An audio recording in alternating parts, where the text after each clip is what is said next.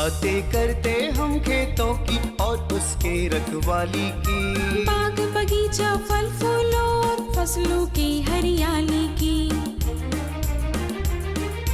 हम बीजों की बातें करते उत्तम जल संसाधन की, हम तकनीकी बातें करते फसलों के उत्पादन की। हर किसान का सपना सच हो जीवन सुखद बनाने को, गाँव-गाँव के हर आंगन का प्यारा सा ये दर्शन। कृषि दर्शन, कृषि दर्शन, कृषि दर्शन, कृषि दर्शन, कृषि दर्शन, कृषि दर्शन, कृषि दर्शन, कृषि दर्शन। कृषि दर्शन कार्यक्रम में आप सभी किसान भाई बहनों का तहे दिल से स्वागत है। रूपा भोजे का जोहार, नमस्कार। तो चलिए देर न करते हुए आपको लिए चलते हैं कृषि समाचार की ओर। नमस्कार, कृषि समाचार में आपका स्वागत है। मैं हूं दिव्यांशु। आइए देखते हैं आज कृषि समाचार में क्या है खास। खेत की जुताई के बाद खेत को खरपतवार से करें मुक्त, मछली पालन किए जाने वाले तालाबों में ऑनलाइन होगी मॉनिटरिंग, और भिंडी की खेती के लिए अनुशंसित प्रभेद में लगाएं परभनी क्रांति। अब समाचार विस्तार से। किसान भाई खेत की जुताई के बाद खेत को खरपतवार से पूर्ण रूप से मुक्त करें और जरूरत पड़े तो फसल बोने के 1 से 2 दिन के अंदर शाकनाशी का उपयोग करें। राज्य में मछली पालन किए जाने वाले तालाबों में उपलब्ध रसायन, ऑक्सीजन स्तर और खरपतवार की जानकारी अब ऑनलाइन मिलेगी। साथ ही इसकी मॉनिटरिंग भी ऑनलाइन की जाएगी। इसके लिए तालाबों में इंटरनेट ऑफ थिंग्स तकनीक का इस्तेमाल होगा। किसान भाई, यदि आप मसाले की व्यावसायिक खेती करना चाहते हैं तो झारखंड राज्य इसके लिए अनुकूल है। मसाले की खेती में लागत कम आती है और मुनाफा ज़्यादा होता है। किसान भाई, झारखंड पठारी राज्य होने के कारण यहाँ मसाले की व्यावसायिक खेती करना ज़्यादा फायदेमंद है। हल्दी, अदरक, मिर्च, धनिया की खेती कर ज़्यादा मुनाफा प्राप्त किया जा सकता है। झारखंड में मसाले के व्यावसायिक खेती की बहुत ही अपार संभावना है, क्योंकि यहाँ पठारी क्षेत्र है, यहाँ बाढ़ की समस्या नहीं है। तो जैसे कि आप बरसात के दिनों में, क्योंकि बारिश ज़्यादा होता है, ऊंची ज़मीन है, तो हम हल्दी है, अदरक है, मिर्च है, धनिया है, इन सब का अगर खेती यहाँ पर करते हैं तो उसमें जो है लागत भी कम है और मुनाफा ज़्यादा किसान भाइयों को मिले। भिंडी की खेती से अधिकाधिक उत्पादन लेने के लिए 15 से 20 किलोग्राम बीज प्रति हेक्टेयर लगाएं। कतार से कतार की दूरी 45 सेंटीमीटर और बीज से बीज की दूरी 20 सेंटीमीटर रखें। बेहतर उत्पादन के लिए अनुशंसित प्रभेद में परभनी क्रांति, पूसा A4, अर्का, अनामिका, वर्षा उपहार लगाएं। भिंडी की खेती के लिए जल निकासी वाली हल्की दोमट मिट्टी उपयुक्त है। बुआई के समय गोबर खाद 200 क्विंटल, नेत्रजन 100 किलोग्राम, स्फूर 50 किलोग्राम, पोटाश 50 किलोग्राम प्रति हेक्टेयर खेत में मिलाएं। साथ ही 5 से 7 दिनों पर सिंचाई करते रहें और समतल जमीन में सीधी बुआई करें। किसान भाई खेत में मेड़ बनाने के लिए बंड फार्मर नामक कृषि यंत्र का प्रयोग कर सकते हैं। इसकी कार्यक्षमता कार्यानुसार है। आज की विशेष जानकारी है भिंडी फसल में बंधक कीट और फलछेदक कीटों के रोकथाम के बारे में। किसान भाई, आप अगर भिंडी फसल लगाए हुए हैं या लगाने जा रहे हैं तो रासायनिक कीटनाशी दवा के बिना बंधक कीट और फलछेदक कीट के रोकथाम के उपाय जान लें। उपाय बिल्कुल आसान है। भिंडी फसल वाले खेत के चारों ओर मक्का या ज्वार फसल लगा दें। ये कीटों को रोकने का काम करता है। और अब एक नजर राज्य के 5 प्रमुख शहरों के मौसम के मिजाज पर। आज राज्य के 5 प्रमुख नगरों के अधिकतम और न्यूनतम तापमान कुछ इस प्रकार दर्ज किए गए। रांची का अधिकतम तापमान 25 डिग्री सेल्सियस और न्यूनतम 15 डिग्री सेल्सियस। जमशेदपुर का अधिकतम तापमान 28 डिग्री सेल्सियस और न्यूनतम 18 डिग्री सेल्सियस। मेदिनीनगर का अधिकतम तापमान 29 डिग्री सेल्सियस और न्यूनतम 16 डिग्री सेल्सियस। देवघर का अधिकतम तापमान 25 डिग्री सेल्सियस और न्यूनतम 14 डिग्री सेल्सियस। धनबाद का अधिकतम तापमान 27 डिग्री सेल्सियस और न्यूनतम 16 डिग्री सेल्सियस रहा।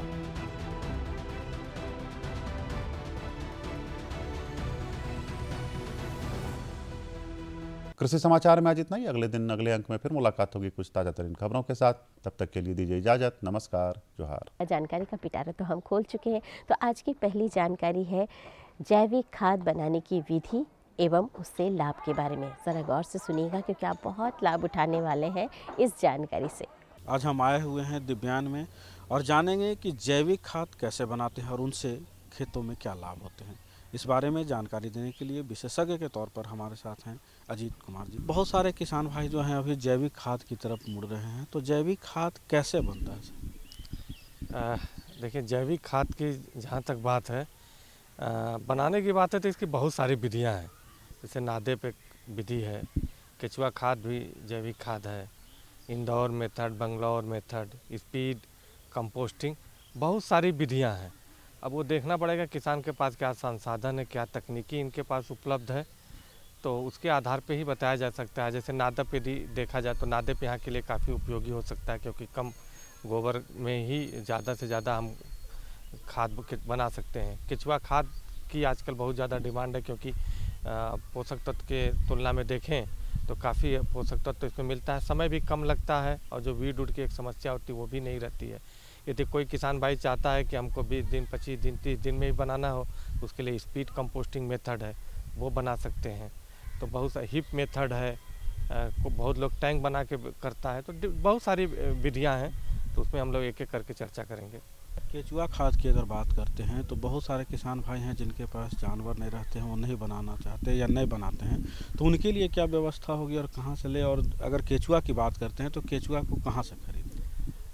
केचुआ खाद के लिए बनाने की जहाँ तक किसानों की बात है, तो झारखंड का यदि आप देखिए, जो खेती करते हैं तो खेती के साथ साथ कुछ न कुछ पशु रखते हैं, वो काढ़ा रख लेंगे। तो यहाँ केचुआ खाद में गोबर से मतलब है, दूध दे या गाय वो न दे उससे नहीं मतलब है, गोबर और गोमूत्र यदि है तो उससे केचुआ खाद बन सकता है। रही बात केचुआ खाद में, तो वो गोबर, कम गोबर में भी ज़्यादा से ज़्यादा मात्रा, ऐसे तो आइडियल होता है कि 50% गोबर हो, 50% कूड़ा करकट हो, लेकिन नहीं है, कम है, तो भी कूड़ा करकट में पतला गोबर करके उसको आधा सड़ा के 15 दिन 17 दिन सड़ा के हम केचुआ खाद बना सकते हैं। और केचुआ खाद बनाने की जो विधि है वो विधि तो विस्तृत रूप से बताई जाएगी, और ये करीब 45 से 50 दिन में केचुआ खाद बन जाती है। जहाँ तक आपका प्रश्न है कि किस तरह का केचुआ, देखिए केचुआ खाद में वैसे केचुआ का लिया जाता है जो सरफेस ड्वेलर होते हैं, जो कि सतह पे चलने वाले रहते हैं, जैसे आइसिनिया फिटिडा है, यूडलस यूजनी है, इन सब केचुओं का व्यवहार हम करते हैं। और ये केचुआ उपलब्ध होता है कहीं भी, जहाँ भी केचुआ खाद बनते हैं उनसे किसान भाई ले सकते हैं, या जैसे कृषि विज्ञान केंद्र हर जिलों में, वो कृषि विज्ञान केंद्रों से संपर्क करके ले सकते हैं, या बहुत सारे हमारे प्रगतिशील कृषक भाई आजकल केचुआ खाद बहुत उत्पादन कर रहे हैं, वहाँ से केचुआ लेके, थोड़ा बहुत केचुआ लेके उसको मल्टीप्लाई हो जाता है। ये काफ़ी तेज़ी से वृद्धि इनकी होती है, कम से कम 60 दिन में कम से कम 20 गुना बढ़ जाते हैं। यदि 200 केचुआ लिए तो वो 2000, 3000, 4000 तक बढ़ जाते हैं। वो रख रखाव पे डिपेंड करता है। तो केचुआ आइसिनिया फिटिडा यूडलस यूजनी कोई भी जो भी किसान भाई करते हैं वहाँ पे उपलब्ध रहता है, उनसे आप किसान भाई लेके केचुआ खाद का उत्पादन कर सकते हैं। जैविक खाद की जहाँ बात करते हैं तो एक नादेप का नाम बहुत ज़्यादा आता है, तो इसको बनाने की क्या विधि है? नादेप काफ़ी प्रचलित खाद बनाने की विधि है। इसकी सबसे बड़ी खूबसूरती क्या है कि कम गोबर में हम ज़्यादा से ज़्यादा खाद बना सकते हैं। आप रेशियो देख लीजिए, 5 किलो गोबर में ही करीब 1 कुंटल हम खाद बना ले सकते हैं। और झारखंड के परिदृश्य में देखिए तो यहाँ पे जंगल बहुत सारे हैं, पेड़ पौधे बहुत हैं, बहुत वनस्पतियाँ हैं, तो कूड़े करकट ये भी खरपतवार बहुत सारे हैं, तो उनसे खेत बना सकते हैं। उसको बनाने की बहुत सिंपल विधि होती है। एक टैंक होता है, उसमें हम इसकी ऊंचाई को निर्धारित करके रखते हैं, 1 मीटर से ज़्यादा नहीं रखते हैं, और लंबाई को हम आवश्यकता, लंबाई और चौड़ाई को आवश्यकता अनुसार बढ़ा घटा सकते हैं। जिसकी जितने पे संसाधन है और जितना उसको उपयोग करना है उस हिसाब से लंबाई चौड़ाई कर सकते हैं, लेकिन ऊंचाई 1 मीटर से ज़्यादा नहीं रखते हैं। बनाने की विधि जहाँ तक है, सर्वप्रथम केचुआ खाद को एक स्ट्रक्चर बनाते हैं, ईंट का स्ट्रक्चर बना सकते हैं किसान भाई, सीमेंट का भी बना सकते हैं या बांस से भी बना सकते हैं।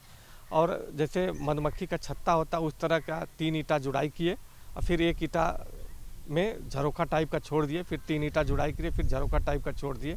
ऐसे करके वो इसलिए बनाया जाता है कि हवा एक तरफ से दूसरे तरफ पास करती रहे, एरेशन रहता रहे, तो जिससे जीवाणुओं की संख्या बढ़ती रहे। या फिर किसान के पास ईंट नहीं है तो बांस भी जोड़ के कर सकते हैं। बांस के एक बांस से दूसरे बांस जोड़ने में उतना छिद्र मिल जाता है, अपने आप मिल जाता है। तो बनाने में सर्वप्रथम हमको कूड़ा करकट नीचे रखते हैं। सबसे पहले 6 इंच 8 इंच कूड़ा करकट रख लेते हैं, जो भी खरपतवार है उसको रखते हैं, और फिर इसके ऊपर हम गोबर का घोल डालते हैं। गोबर का घोल इतना पतला होना चाहिए कि जैसे 5 किलो गोबर है तो 100-125 लीटर पानी में घोल दिए और उसके ऊपर हम डाल देते हैं। और फिर उसके ऊपर एक पतला परत मिट्टी का डालते हैं। मिट्टी का परत इसलिए डालते हैं क्योंकि जीवाणु उसके द्वारा जाए, और मिट्टी वैसे जगह से लेना चाहिए, या तो पेड़ का जड़ है वहाँ से लेना चाहिए, या खेत है, खेत में सबसे जो उर्वरक है क्षमता ज़्यादा है, जो खेत सबसे बढ़िया है वहाँ से लेना चाहिए, उनकी मिट्टी ऊपर डालते हैं। इसी क्रम को हम दोहराते रहते हैं, कूड़ा करकट गोबर फिर मिट्टी, कूड़ा करकट गोबर मिट्टी, ऐसे करते करते टैंक से हमको 1-1.5 फीट 2 फीट ऊपर तक हम भर लेते हैं, फिर उसको लास्ट में मिट्टी का लेप करके हम छोड़ देते हैं। होता क्या है 10 दिन 12 दिन बाद आप देखेंगे कि वो जितना भी ऊपर का दिया गया है टैंक से ऊपर है वो नीचे चला जाता है, 1-1.5 फीट नीचे चला जाता है। पुनः इसी क्रम को नीचे चला गया ऊपर से तोड़ के पुनः भर के एक बार लेप कर देते हैं, उसको छोड़ देते हैं। किसान भाई उसको थोड़ा सा हमको ये देखना होगा कि नमी वमी रहे, यदि ऊपर दरार पड़ जाए तो दरार को भर दी जाती है, और इसमें इसके बाद कुछ नहीं करना है, 90 से 120 दिन में वो बन जाता है। अब बनने के बाद इसका हम उपयोग कर सकते हैं। एक चीज़ और बनाते समय और ध्यान रखते हैं कि या तो पेड़ का छाया हो या तो शेड हो, शेड है तो अच्छी बात है, नहीं तो पेड़ का छाया हो, और ज़मीन ऐसी जगह बनाए जो ज़मीन थोड़ा ऊंचा पे हो, पानी उनी न लगता हो, तो 90 से 120 मतलब 3 से 4 महीना में ये बन के तैयार हो जाता है, जिसका किसान भाई अपने खेतों में व्यवहार कर सकते हैं।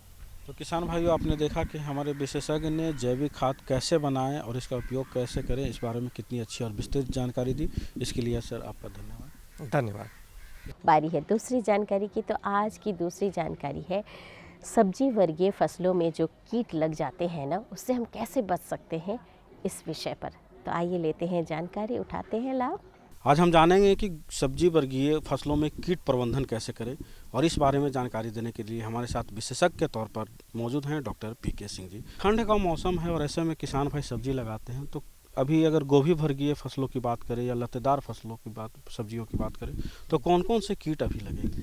देखिए, अभी के समय में खास करके जो कीट लगता है, ठंडा बढ़ रहा है और कभी कभी बादल भी घिर रहा है, तो ऐसी परिस्थितियों में एक माहू कीड़ा होता है जो कि बहुत छोटे छोटे काले काले होते हैं, और गोभी हो या बैगन हो या टमाटर हो या लतेदार सब्जियां हो, खास करके सेम भी हो, तो उन फसलों में जा कर के ये मुलायम पत्तियों से, तनाओं से ये रस चूसते हैं। रस चूसने के कारण क्या होता है कि पौधे की बढ़वार रुक जाती है, और ये जो कीट है, जो माहू कीड़ा है, ये बहुत तेज़ बढ़ता है। क्योंकि सब्जियां हम खाते हैं, इसलिए हमें यह ध्यान रखना है कि इस पर कीटनाशक का प्रयोग हम तभी करें जब बहुत ही ज़रूरत पड़े। अगर किसान भाई छोटी मोटी बातों को ध्यान दे, तकनीकी का इस्तेमाल करें, तो इससे भी काफ़ी नियंत्रण हो जाएगा। तो अभी मैं किसान भाइयों को सलाह देना चाहूँगा कि जहाँ पर भी माहू का प्रकोप हो रहा है तो एक पीला प्रपंच लगाएं। एक पीला ट्रैप मिलता है, खास करके उसको आप लगा दें खेतों में, 20 प्रति एकड़ के हिसाब से लगा देंगे, तो देखेंगे किसान भाई कि उस पर आ करके माहू या रस चूसने वाले कीड़े आके चिपक करके मर जाएंगे, फंस जाएंगे, और वो खेतों में नहीं जाएंगे मूल फसल पर, ताकि उनकी जो है बढ़वार रुक जाएगी। क्योंकि ये कीड़ा जो होता है, ऐसे ठंड के मौसम में उनका जो वेदर अगर मौसम अगर अनुकूल हो तो यह बहुत तेज़ गति से बढ़ता है। तो शुरू की अवस्था में अगर ये आ रहे हैं और उसमें वो चिपक जा रहे हैं तो इससे काफ़ी फ़ायदा होगा। और दूसरी बात है कि हमारे किसान भाई को ये मालूम भी हो जाएगा कि रस चूसने वाले कीट आ रहे हैं, अगर ज़्यादा वो प्रकाश प्रपंच में चिपक करके फंस रहे हैं या मर जा रहे हैं। तो ऐसी परिस्थितियों में जब भी दिखे किसान भाई को कि माहू का प्रकोप हुआ है, तो नीम से निर्मित दवा, क्योंकि सब्जियां हम खाते हैं तो उसका प्रयोग हम लोग करेंगे दवा डाल करके तो काफ़ी हमें नुकसान होगा। नीम से निर्मित दवा बाज़ार में उपलब्ध भी है, एजाडिक्टिन 1500 ppm की है, 1000 ppm की दवा उपलब्ध है। उसकी जो है 1 मिलीलीटर मात्रा को 1 लीटर पानी में मिला करके आप उसका छिड़काव करें। तो इससे क्या होगा कि सब खास करके जितने माहू कीड़े जो अभी के समय में जिसका प्रकोप हो रहा है, उससे काफ़ी हद तक उसको निदान हो जाएगा। मौसम अगर देखा जाए तो ठंड के साथ साथ कुहासा भी आ रहा, कुहा भी आ रहा, और ऐसे में लाही का प्रकोप किसान भाइयों को ज़्यादा परेशान करता है, तो इससे कैसे रोकथाम? हाँ, वही जो लाही जो कीड़ा है उसी को हम लोग माहू कीड़ा ये बताते हैं।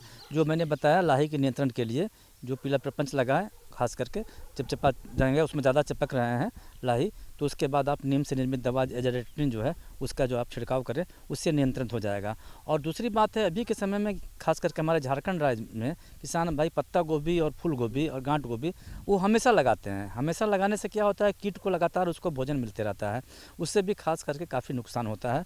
तो जब भी किसान भाई अगर अभी लगा रहे हैं पत्ता गोभी या फूल गोभी, तो 2 लाइन सरसों की ज़रूर लगाएं। उसके बाद 25 पंक्तियाँ पत्ता गोभी या फूल गोभी की लगाएं, फिर उसके बाद फिर सरसों लगाएं।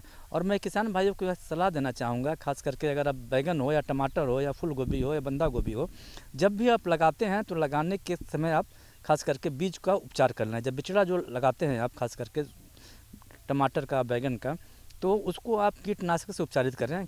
क्लोरोपाइरीफास नाम की एक दवा आती है, उसकी 5 मिलीलीटर मात्रा को 1 लीटर पानी में मिला लें और मिलाने के उपरांत उसको जड़ को 2-3 घंटों के लिए डुबो दें खासकर। तो ऐसी परिस्थितियों में होगा कि शुरू में कीट नहीं लगेंगे, और जब मूल ज़मीन में लगाने जा रहे हैं तो 30 दिन के बाद लगाने के बाद कम से कम 125 kg नीम की खल्ली प्रति हेक्टेयर के हिसाब से आप डालें। तो इससे क्या होता है कि बहुत सारे कीट का स्वतः नियंत्रण हो जाता है, और नीम की खल्ली जो है पोषक तत्व प्रदान करती है और भूमि में रहने वाले कीट का नियंत्रण भी हो जाता है।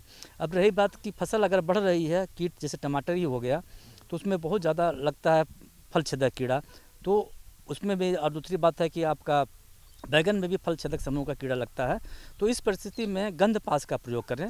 अगर टमाटर की फसल है तो उसमें हिलोल्यूर लगाएं गंधपास में, अगर बैगन की फसल है तो लिसोडोल्यूर लगाएं। इससे क्या होगा, बहुत सारे कीट आकर के उसमें फंस करके चिपक के फंस जाएंगे और उनकी बढ़वार रुक जाएगी।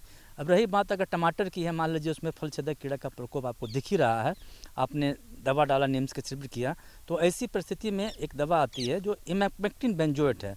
उसकी जो मात्रा बहुत ज़रूरत है जानना किसान भाइयों को, उसकी 1 ग्राम मात्रा को 3 लीटर पानी में मिला करके आप उसका छिड़काव करें। इससे क्या होगा कि वो कीट जो है, फल छेदक समूह का कीड़ा जो है, बैगन हो या टमाटर हो या किस में हो, वो नियंत्रित हो जाएगा। कभी कभी देखा जाता है कि हमारे किसान भाई जो लतादार फल सब्जी लगाते हैं, जैसे लौकी बरगीये हो गया, खीरा हो गया, तो उसमें फल छेदक और जो सड़न की होती है वो ज़्यादा हो जाती है, तो उससे निदान हमारे किसान भाई। देखिए, खास करके हमारे यहाँ आज के समय में ऐसी प्रजातियाँ आ गई है कि 12 महीने लतेदार सब्जियाँ मिलती है। जैसे आप देख रहे होंगे कद्दू की फसल हमेशा मिल रही है, खीरा मिल रहा है बाज़ार में। तो जब हम एक फसल को ज़्यादातर लगाते हैं तो कीट की तीव्रता भी बढ़ जाती है, और ख़ास करके जब उसमें भी लाही कीड़ा लगता है तो लाही के लिए तो आप उपचार करें। उसमें एक फल छेदक कीड़ा जिसको फ्रूट फ्लाई कहते हैं, वो कीड़ा लगता है और हमारे राज्य में बहुत ज़्यादा लगता है और बहुत ही नुकसान पहुंचाता है। जब उसका प्रकोप हो जाता है तो जब शुरू में जब पत्तियां फल जब मुलायम रहते हैं तो उसी समय जो है वो कीट जो है उसमें अंडे दे देती हैं। तो वहाँ देखेंगे कि गोंद जैसा लटरा पदार्थ जैसा निकलेगा, और जब उसके प्रकोप हो जाने से होती है फल की आकृति बिगड़ जाती है या फल फिर कभी कभी सड़ जाता है, तो उससे भी काफ़ी नुकसान होता है। तो इसके नियंत्रण के लिए किसान भाई जैसे हैं, अब 1 किलो कोहड़ा ले लें, उसमें 100 ग्राम गुड़ मिला दें और 10 ml कोई दवा मेलाथियान भी हो, उसे मिला करके उसका पूरा वो मिला के अच्छी तरह से रख लें और कोई मिट्टी के बर्तन में खेत में जहाँ तहाँ वो रख दें। उससे क्या होता है, कोहड़े के प्रति वो आकर्षित होती है और फल जो मक्खी है वो वहाँ जाके बैठेंगी, आकर्षित होंगी और उससे वो स्वतः मर जाएंगी। बहुत सारे किसान भाई हमारे तो सब्जी लगाते ही हैं। एक समस्या उनकी आती है करेला में आधा जो है पीला होता है, आधा हरा हो जाता है, तो उसमें कौन सा कीड़ा लगता है, उससे निदान कैसे? देखिए, उसमें क्या होता है, उसमें भी फल छेदक समूह का कीड़ा लगता है करेला में ज़्यादा। जैसे मैंने बताया कि जब जैसे फल जैसे बनता है, जब शुरू के अवस्था में उसकी जो फल का जो त्वचा होता है बहुत मुलायम होता है, उसी समय वो अंडा दे देता है। अंडा देने के बाद होता है कि कीट का प्रकोप हो जाता है और उससे भी ये हो जाता है। तो जैसे मैंने बताया खास करके कि अगर मान लीजिए ज़्यादा कीड़े लगे हैं, उसमें फल दिख रहे हैं, अगर कीटनाशक दवा छिड़काव की ज़रूरत पड़ी तो भी हम कोई भी दवा जब डालते हैं, जैसे क्यूनलफास वगैरह भी 1 मिलीलीटर मात्रा को 1 लीटर पानी में मिलाएं और उसमें थोड़ा सा गुड़ मिला करके उसका भी छिड़काव करें। और ख़ास करके इसके लिए बहुत अच्छा आजकल मार्केट में बाज़ार में एक ट्रैप भी उपलब्ध है, जो कि उसको आप किसान भाई लगा देंगे, जो जितनी जो फ्रूट फ्लाई है खास करके वो उसमें आकर्षित होकर के वो मर जाती है, फंस जाती है, मर जाती है।